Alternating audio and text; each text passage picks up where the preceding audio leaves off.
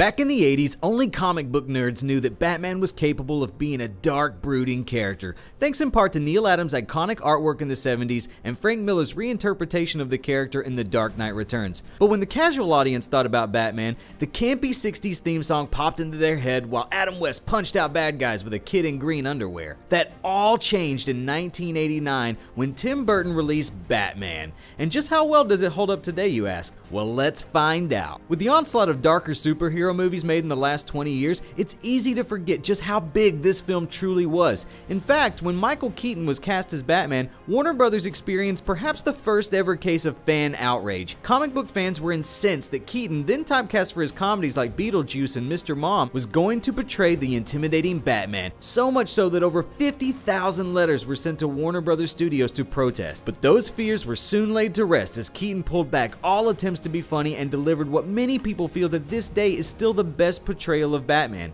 And then you've got Jack Nicholson as the Joker. Insane, maniacal, and with the grin that only Jack at the time was capable of delivering. In hindsight, it also turns out Tim Burton was the perfect director to deliver a stylistically dark film that would make everyone forget the former campiness of the Caped Crusader. The muscled up black batsuit seems like an afterthought these days, but this was a trend-setting change from the blue and gray costumes that came before it, and in many ways, for better or worse, changed the style of the character forever. Choosing to film the film anachronistically as a stylish noir was a smart move, giving Gotham City an unrecognizable Art Deco style which helped lend the film a sense of timelessness. Even Danny Elfman's score, accompanied with Prince's soundtrack, have aged remarkably well and managed to stay cool. Is the film perfect? Not really. A lot of comic book fans hated omitting Joe Chill from Bruce's origin and changing it to Joker killing his parents. The use of Kim Basinger as Vicky Vale was a little underwhelming, and even Tim Burton himself has described the film as okay, but more of a cultural phenomenon than a great movie.